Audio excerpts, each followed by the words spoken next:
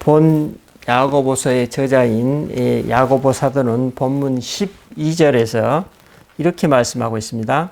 시련을 정면으로 맞서서 견뎌내는 사람은 대단히 복된 사람입니다. 그렇게 성실하게 하나님을 사랑하는 사람은 생명의 상급을 받을 것입니다.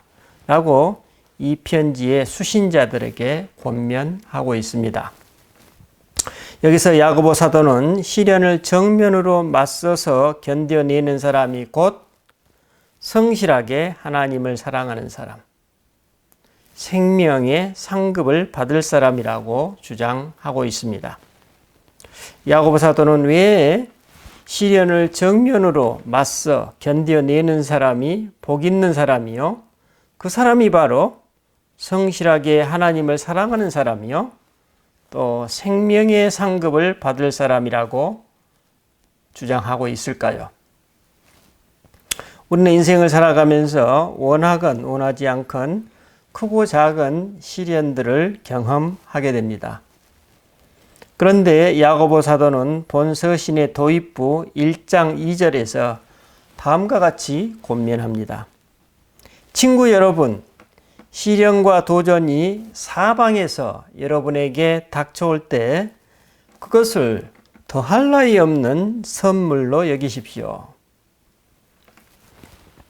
여러분, 이 구절은 우리가 이미 그 시험에서 벗어나 있거나 혹은 아직 시험을 겪어보지 않은 상태에서는 제법 그럴듯하게 들릴 것입니다. 하지만 시험 중에 있는 사람들에게 이 권면은 참으로 딴 나라 사람의 이야기로 들릴 것입니다. 왜냐하면 야고보 사도의 주장대로 시험과 도전이 우리에게 닥쳐올 때 그것을 선물로 여길 수 있다면 그것은 이미 시험이나 시련이 아니기 때문입니다. 그러면 야고보 사도는 왜 이처럼 과한 주장을 했을까요? 야고보 사도의 주장인 즉 시험이나 도전을 이겨내고 보니 사후적으로 그것이 시련을 뛰어넘는 하나님의 더할 나위 없는 선물이었다는 체험적 고백이었을 것입니다. 그렇다면 어떤 사람들에게 시험과 도전이 하나님의 더할 나위 없는 선물로 체험될까요? 그렇습니다. 이미 시련을 정면으로 맞서서 견뎌냈던 사람입니다. 야고보 사도는 바로 그 사람이야말로 성실하게 하나님을 사랑하는 사람, 생명의 면류관을 받을 사람이라는 것입니다.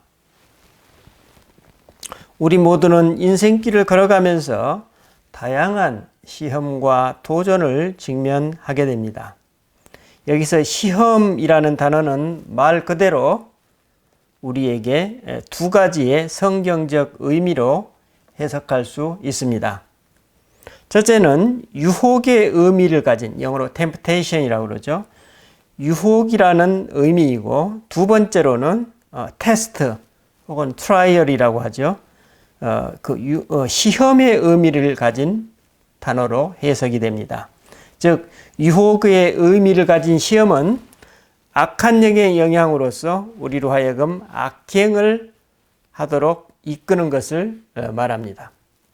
그 두 번째 시험의 의미로서의 그 시험은 우리가 직면하는 도전적 상황을 잘 극복하면 욥처럼 그 시험으로 인해 오히려 우리에게 영적 능력과 하나님의 선을 가져다주는 복을 누린다는 것입니다. 그러므로 여기서 이 시험이라는 용어는 극단적 양면성을 가진 용어임을 알 수 있습니다. 즉 우리가 이 시험을 어떻게 받아들이고 극복하느냐에 따라 그것이 더할 나위 없는 하나님의 선물이 될 수도 있고, 아니면 그 시험이 우리로 하여금 악한 영의 유혹에 넘어가게 하는 기제로 작용하기도 한다는 것입니다. 야고보 사도는 이와 같은 시험의 양면성 때문에 본 서신의 수신자들에게 다음과 같이 경고하고 있습니다. 야고보서 1장 13절에 이렇게 되어 있어요. 악에 빠질 위험에 처한 사람을 보거든 하나님이 나를 넘어뜨리려 한다고 함부로 말하지 못하게 하십시오. 하나님께서는 악의 영향을 받는 분도 아니시며 누군가의 앞길에 악을 들이미는 분도 아니십니다. 유혹을 받아 악에 굴복하는 것은 전적으로 우리 자신입니다. 우리는 누구도 탓해서는 안 됩니다. 우리는 여기서 한 구절에 주목하게 됩니다. 하나님이 나를 넘어뜨리려 한다는 이 말의 뿌리가 어디에 있습니까? 예, 그렇습니다. 하나님이 나를 넘어뜨리려 한다는 이 말은 바로 사탄에게서 나온 속삭임이요 유혹입니다. 우리가 구약의 욥기를 보면 사단이 하나님께 이제 주의 손을 펴서 그의 모든 소유물을 치소서 그리하시면 틀림없이 주를 향하여 욕하지 않겠나이까 이렇게 사탄이 주장합니다. 이 사탄의 주장대로 욥이 시련에 맞닥뜨려 하나님을 향해 욕한다면 이 말은 곧 하나님이 나를 넘어뜨리려 한다는 주장과 같은 맥락임을 알 수 있습니다. 하지만 우리가 잘 알고 있듯이 하나님께서 욥을 시험에 들게 하기 위해서 그를 사단의 처분에 맡기셨나요? 절대로 그렇지 않습니다.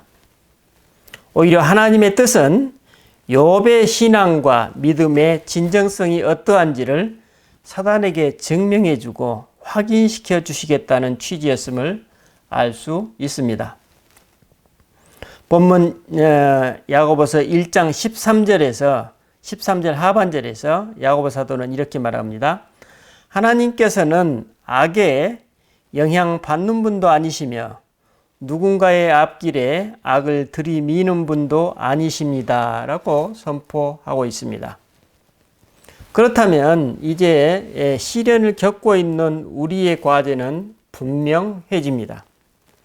그것은 그 시련을 통해 하나님께서 나에게 무엇을 말씀하고 계시는지 분별해 내는 것입니다. 그리고 설사 그 시련이 사탄에게서 왔다 할지라도 그 분별의 전제는 그 시련의 정면으로 맞서 견뎌내는 것입니다. 왜냐하면 이처럼 시련을 견뎌내는 과정을 통해 하나님께서는 우리에게 더 필요한 덕목, 사랑과 관대함과 내적 성숙을 통한 샬롬의 삶을 익혀 체득하게 됩니다. 우리는 또한 이 시련의 과정을 통해 우리 스스로의 노력이나 지혜로는 얻을 수 없는 깨달음을 얻게 됩니다. 그것은 이제 내 자신과 그런 나를 자비롭게 대해주시는 하나님을 더 잘 알게 된다는 사실입니다. 여기서 내 자신에 대해 더 잘 안다는 것은 시련이 없을 때, 즉 평상시에는 알 수 없는 그런 나의 한계를 파악할 수 있는 기회가 이제 주어진다는 것입니다. 제가 아는 어떤 분은 자신의 가족 중 한 분에게 수년간 그 분에 대해서 기도해 오셨습니다. 어린 시절부터 아주 교묘하게 조종당하고 통제를 경험해 오셨던 그분은 그동안의 기도를 통해 주님의 깊은 치유와 회복을 경험하셨고 현재는 그 과거로부터 상당히 자유로운 삶을 살고 계십니다. 그런데 어느 날 그분이 저에게 연락을 주셨습니다. 이유인 즉 최근 그 가족분과의 관계에서 아직도 자신을 교묘히 조종하려 또 통제하려는 그분에 대한 과거의 상처가 되살아나는 경험을 하셨다는 것입니다. 그래서 그동안 그토록 진지하게 기도를 해왔는데 이 최근의 경험으로 봤을 때 그러면 그동안 내가 했던 기도 생활은 과연 무엇이냐는 취지의 내용이었습니다. 우리는 이처럼 수년간의 기도 생활을 통해 과거 내 삶에서 경험했던 시련과 고통을 진지하게 다루어 왔지만 아직도 그 과거가 생생히 살아있음을 발견하면서 상당히 놀라게 됩니다. 여러분, 저에게 연락하셨던 그분의 기도가 정말 무의미하고 아무 효험이 없을까요? 그렇지 않습니다. 우선 저에게 연락하셨던 그분은 당신의 경험을 차분하게 객관적으로 설명하셨습니다. 그리고 그분이 경험하셨던 최근의 고통을 또 성찰 기도를 통해 충분히 다루셨습니다. 상황이 이렇다면 제가 보기에 그분은 이미 예전의 그분과 많이 달라져 있었습니다. 물론 아직도 과거 고통의 생채기가 남아있기는 하지만 그 상처를 다루는 태도는 예전과 많이 달라져 있었습니다. 그래서 제가 말씀드렸습니다.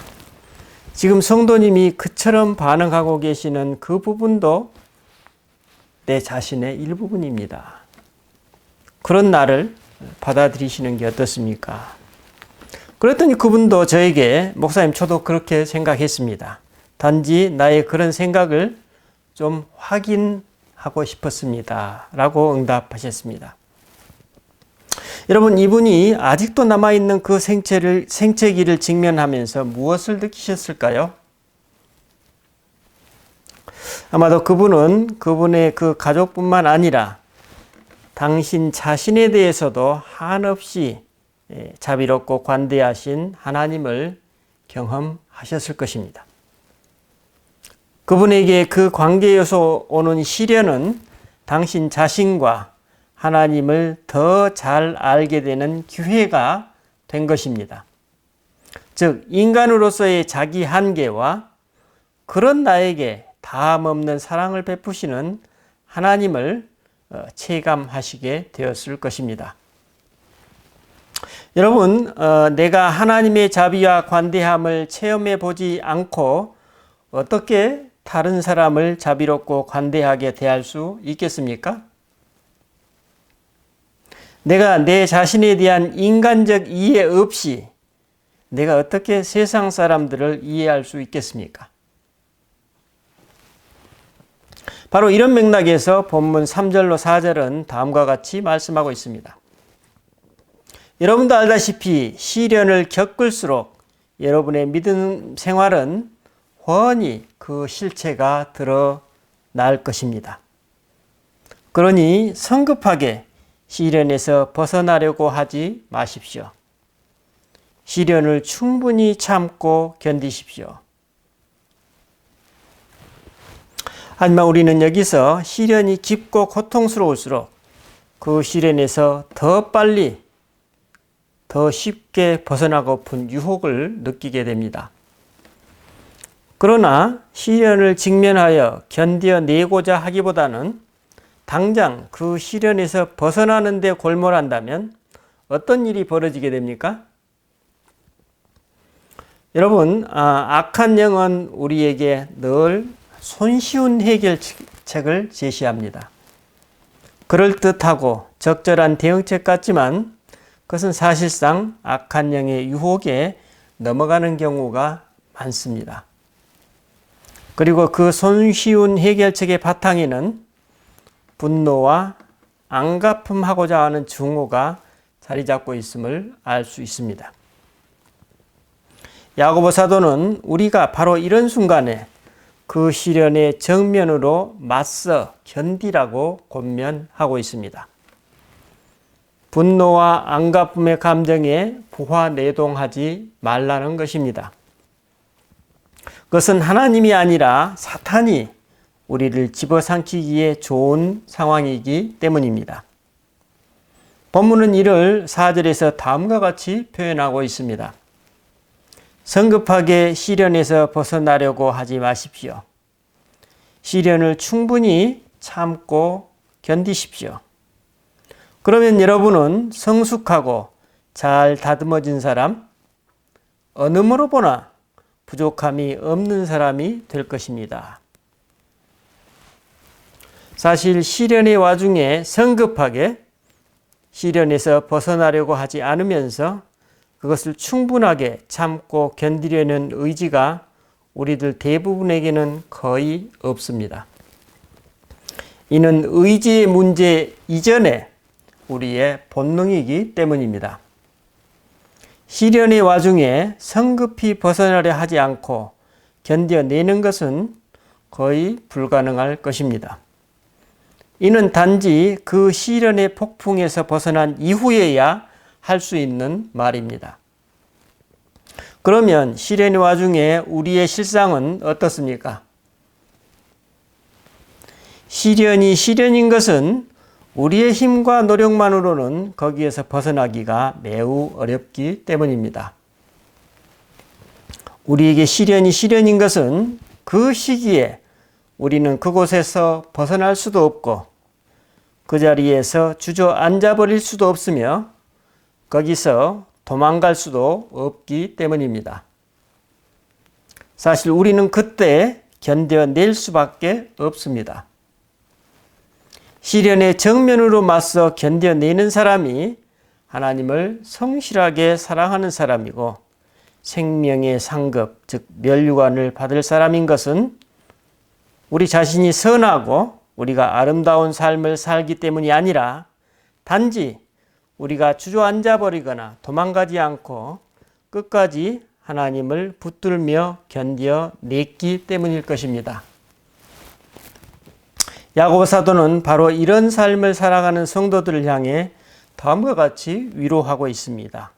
16절에 보면 그러니 사랑하는 친구 여러분, 가던 길에서 벗어나지 마십시오. 모든 바람직하고 유익한 선물은 하늘로부터 옵니다. 빛의 아버지로부터 폭포처럼 하염없이 내려옵니다. 우리는 단지 어쩔 수 없이 시련을 견뎌냈을 뿐인데 하나님께서는 그런 우리가 생명의 멸류관을 받을 것이라고 약속하십니다. 여러분, 야고보 사도는 왜 이런 장밋빛 약속을 하고 있을까요? 그렇습니다. 우리는 우리 자신의 한계를 경험하고 그 한계를 하나님의 은총으로 극복하는 체험을 한 이후라야 진정 상황과 환경에 쉽게 흔들리지 않는 믿음이 우리 안에 비로소 자리 잡게 됩니다. 야고보 사도는 성도의 시련이 바로 이 믿음을 우리 안에 심고자 하시는 하나님의 선하신 섭리라는 것입니다. 그리고 그 무엇보다도 이와 같은 믿음의 시련은 누구에게 주어질까요? 그것은 아무에게나 주어지는 것이 아니라 바로 그만큼의 믿음이 필요한 사람에게 주어진다는 것입니다. 특별히 진지하게 그리스도를 따르려는 사람들에게 주어진다는 것입니다. 이는 역설적으로 다음과 같이 생각할 수도 있을 것입니다. 우리가 만약에 진지하게 그리스도와 동행하지 않는다면 우리는 아마 견디기 어려운 시험이나 시련을 경험하지 않을 것입니다. 제가 얼마 전에 그 항공기, 새로 이제 제작된 항공기를 이렇게 시험하는 그런 동영상을 보았습니다. 근데 그 시험의 조건이 극한의 환경입니다. 그래서 그때 본 내용이 헬기에 관한 내용인데 우리나라에서 이제 자체 제작한 헬기인데 그 헬기를 알래스카의 극한의 환경, 영하 30에서 40도라는 극한의 환경 속에서 수많은 조건과 환경 속에서 그 헬기가 잘 작동되는지, 잘 운영할 수 있는지의 여부를 하나하나씩 체크해서 그것을 통과하는지 알아보는 그 과정을 거치는 것을 보았습니다. 왜 그러한 시험을 거치게 될까요? 그럼 바로 그 새로 제작된 그 헬기가 이제 앞으로 사용하게 될 어떤 환경 속에서도 유효하게 그 헬기의 목적을 잘 수행할 수 있는지에 대해서 확신을 갖게 되고, 그리고 그 헬기를 이제 그 목적에 맞게 사용할 수 있도록 하기 위함이 아니겠습니까? 우리 신앙인이 지금 경험하고 있는 시험도 마찬가지입니다. 하나님께서 이 시험의 과정을 통해서 과연 우리를 어떤 상황과 환경 속에서 하나님의 대리자로서 혹은 하나님의 도구로서 우리를 사용하실지 우리는 알 수 없습니다. 그러나 분명한 것은 하나님께서는 그러한 목적, 그러한 선하신 목적으로 우리를 준비시킨다는 것입니다. 그러므로 이와 같은 시련이나 시험이 갖는 의미는 두말할 필요도 없이 우리의 영적 성숙을 기대하시는 선하신 하나님의 마음임을 알 수 있습니다. 여러분, 혹시 예기치 않은 시련이나 고통 가운데 계십니까? 그래서 혹시 우왕좌왕하십니까? 혹은 과잉 반응을 하고 계십니까? 혹은 그것을 내 자신의 위기로 내 스스로 만들어 나가지는 않고 있습니까? 여러분, 오늘 말씀의 야고보 사도는 차분한 가운데 강하고 담대하게 견뎌내라고 권면하고 있습니다. 여기 이런 상황 속에 우리들에게 야고보 사도가 말씀하고 있습니다. 여러분이 무엇을 어떻게 해야 할지 모르겠거든 아버지께 기도하십시오. 그분은 기꺼이 도와주시는 분이십니다. 여러분은 그분의 도우심을 받게 될 것이며 그분의 도우심을 구할 때 부끄러움을 당하지 않을 것입니다. 망설이지 말고 믿음을 가지고 담대히 구하십시오. 기도하십시다. 주님, 이 세상의 모든 피조물은 예외 없이 고통과 시련을 겪으면서 살아가고 있습니다. 나무도 시련을 통해 그 시련을 속에서 성장하고 성숙해집니다. 더 강해집니다. 꽃도 찬 이슬을 맞으며 혹은 혹독한 겨울을 건너면서 이제 새봄에 꽃을 피워냅니다. 주님, 동물들도 갖가지 고초를 겪으며 성장해 나아갑니다. 주님, 우리가 이 모든 것들로부터 배움을 얻을 수 있도록 도와주시옵소서. 주님, 하물며 우리 인간이야 어떻게 주님 앞에서 예외가 될 수 있겠습니까? 우리는 오히려 더 성숙한 삶으로 부름받았기에 어쩌면 더 깊은 시련이 당연할지도 모르겠습니다. 주님, 오늘 우리 가운데 시련의 터널을 지나고 있는 주의 자녀가 있다면 주님을 더욱더 신뢰하면서 견뎌낼 수 있는 강한 믿음을 허락하여 주시옵소서. 감사드리고 우리 주 예수 그리스도 이름으로 기도드립니다. 아멘. 우리 찬송가 342장입니다.